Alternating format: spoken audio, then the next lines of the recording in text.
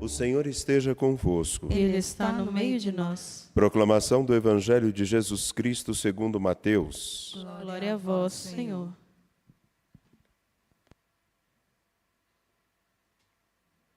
Livro da origem de Jesus Cristo, filho de Davi, filho de Abraão.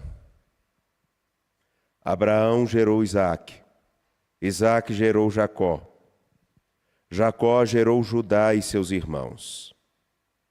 Judá gerou Farés e Zara, cuja mãe era Tamar. Farés gerou Esrom, Esrom gerou Aram. Aram gerou Aminadab, Aminadab gerou Naasson. Naasson gerou Salmão. Salmão gerou Boaz, cuja mãe era Raabe. Boaz gerou Obed, cuja mãe era Rute. Obed gerou Jessé. Jessé gerou o rei Davi. Davi gerou Salomão, daquela que tinha sido mulher de Urias. Salomão gerou Roboão. Roboão gerou Abias. Abias gerou Asa. Asa gerou Josafá. Josafá gerou Jorão. Jorão gerou Osias. Osias gerou Jotão. Jotão gerou Acás. Acás gerou Ezequias. Ezequias gerou Manassés. Manassés gerou Amon. Amon gerou Josias. Josias gerou Jeconias e seus irmãos no tempo do exílio da Babilônia. Depois do exílio da Babilônia, Jeconias gerou Salatiel. Salatiel gerou Zorobabel. Zorobabel gerou Abiúd. Abiúd gerou Eliaquim. Eliaquim gerou Azor. Azor gerou Sadoc. Sadoc gerou Aquim. Aquim gerou Eliúd. Eliúd gerou Eleazar. Eleazar gerou Matã. Matã gerou Jacó. Jacó gerou José, esposo de Maria, da qual nasceu Jesus, que é chamado o Cristo. Assim, as gerações desde Abraão até Davi são 14. De Davi até o exílio da Babilônia, 14. E do exílio na Babilônia até Cristo, 14. Palavra da salvação. Glória a vós, Senhor. Caríssimos, caríssimas, sejam bem-vindos e podemos nos encontrar neste dia para debruçarmos-nos sobre a genealogia de Jesus, segundo o livro do Evangelho de Mateus. Permitam-me ir logo para o início, ao afirmar que o livro da origem de Jesus Cristo, que é filho de Davi e filho de Abraão, por 3 vezes narra-se em 3 ciclos diferentes, 14 gerações. E o que isso quer dizer? Primeira coisa, o nome Davi, em hebraico transliterando para o nosso alfabeto, daria D-W-D.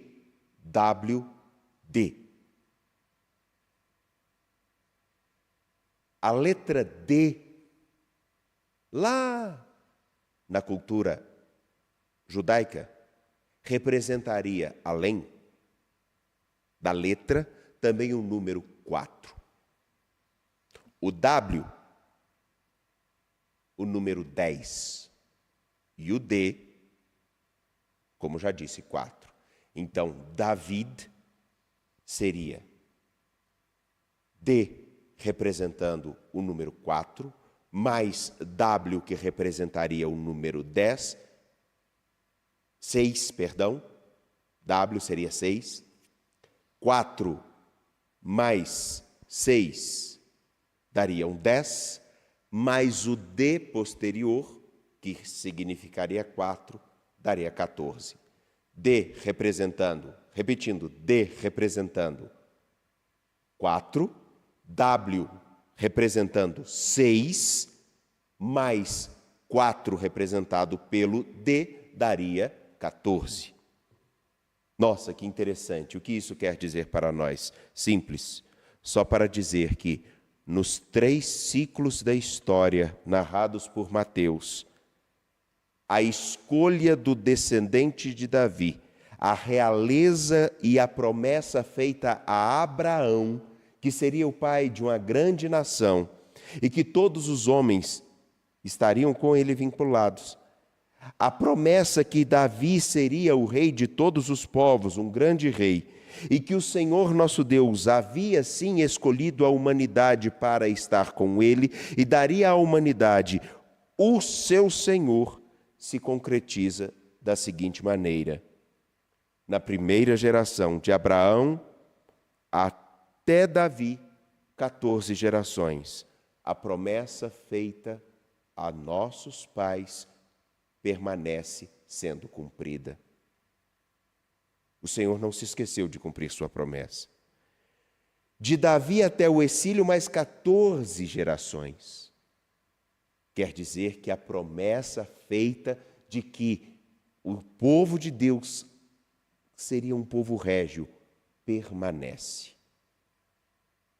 E do exílio até Jesus Cristo, 14 gerações. Não são 14, são 13. Então quer dizer que se na primeira geração foi feita a promessa e o Senhor se lembrou em cumprir, na segunda geração de Davi até o exílio, a promessa continuou sendo lembrada, significa que agora, na narrativa de Mateus, quando cita somente 13 gerações, a promessa foi esquecida? É fácil de comprovar isso. Basta ver os nomes, a lista de nomes dos descendentes. A geração, os 13 nomes de homens, realmente se encerram. Mas por que então 13 e não 14? Porque a partir do nascimento daquele que nasceria de mulher, o Cristo, a história continua.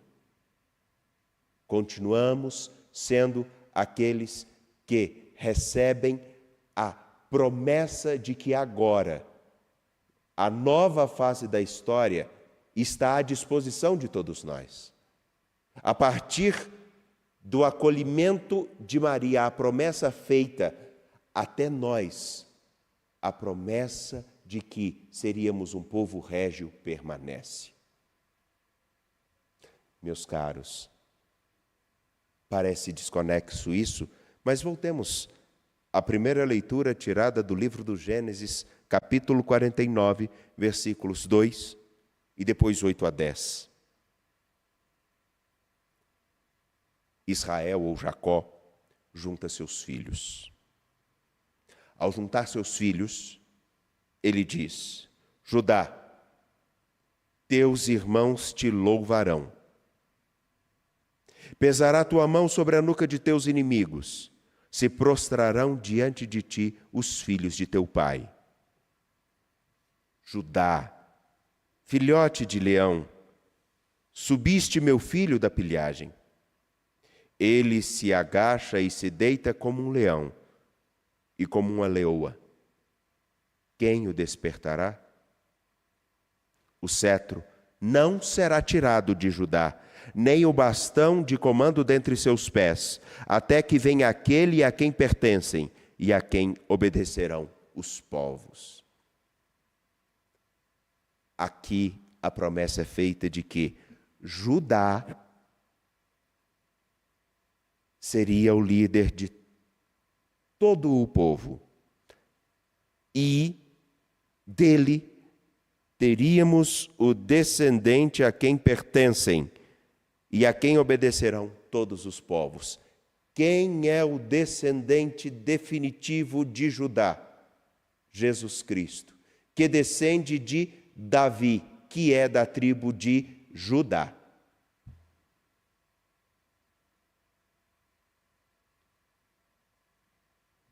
Percebam o que isso significa. E o que estou dizendo? Nós acolhemos e vivemos como aqueles que foram gerados em Cristo, na nova imagem dos filhos de Deus, que descendem da realeza que vem desde a promessa de Abraão, passa por Davi, se concretiza em Cristo e que precisa se perpetuar em nós. Se ele é o príncipe da paz, nós somos o quê? Se ele é o conselheiro fiel, qual o nosso papel? Caríssimos, deixem-me continuar a expressar essa singularidade. Nós, todos nós, batizados, fomos gerados em Cristo. E por que será que a narrativa do Evangelho de Mateus, ao citar 14 gerações de Abraão até Davi, 14 gerações de Davi ao exílio da Babilônia, e 14 ou 13, como disse anteriormente, do exílio da Babilônia até Cristo, por que será que foi usado o verbo gerar? Porque o verbo gerar significa: aquele que foi gerado de mim terá os meus traços. Pensemos. Existem alguns memes muito interessantes na internet, onde, por exemplo, me permitam, eu vou citar esse porque é cômico. Um homem loiro e uma mulher loura estão fazendo aquilo que é eu particularmente acho de mau gosto, mas tem gosto para tudo, o chamado chá de bebê, o chá revelação, para revelar o sexo da criança. E é uma brincadeira de mau gosto, onde o azul e o rosa seriam a manifestação de uma criança do sexo masculino ou feminino. E daí então, e é uma brincadeira de péssimo mau gosto essa imagem, apesar de muitos, em alguns casos, ser engraçada, surge uma fumaça, ou é apresentado uma fumaça escura, para dizer que a criança seria daquela mãe, ela seria filha de um amigo do pai que seria negro ou preto, eu não sei qual a nomenclatura correta, me perdoem. O que quero dizer com isso? Quando eu sou gerado, eu carrego os traços dos meus pais. Ora, a geração de minha mãe e de meu pai colocam fisicamente traços que eu tenho de um e de outro. Minha avó, que era italiana, casou-se com o meu avô, que era negro. Nós temos traços na nossa família, por parte de mãe, das duas características. Alguns tiveram olhos claros, outros não. Alguns o cabelo mais enrolado, alguns até com o cabelo mais firme, crespo, eu não sei a nomenclatura correta. Outros o cabelo liso. Mas todos carregam traços, carregará os traços daquele que te gerou. Então, quando Abraão gera Isaque, Isaque gera Jacó, Jacó gera Judá, eles estão sendo gerados e carregando os traços físicos, biológicos daquele dos quais foram gerados. Quando isso é dito em Mateus, é para dizer uma única coisa: nós carregamos os traços de Abraão. Nós carregamos os traços de nossos pais e de nossos antepassados. Ser gerado em Cristo significaria que nós deveríamos também carregar os traços daquele no qual nós fomos gerados. E o carregamos. Vejam, nós celebramos o Natal do Senhor, o mistério da encarnação de Deus, onde Deus assume a nossa humanidade para que nós possamos caminhar segundo a graça que Ele nos concede e a inspiração e a força de sua santidade e divindade. Mas é assim que o procedemos. Sermos gerados em Cristo implica definitivamente nós sermos participantes desta geração que, oriunda de Cristo, proveniente de Cristo, vivem a condição régia de filhos de Deus, responsáveis por fazer com que a história tome a cor mais sublime e mais bonita que ela pode ter. Não é que Deus se esqueça da promessa feita a Abraão e a David, cujo nome tem as letras que somam 14. Mas é porque em alguns momentos, alguns das gerações se esquecem de onde vieram, de quem pertencem, ou melhor, a quem pertencem. Meu querido, minha querida, se nós clamamos ao Senhor nosso Deus,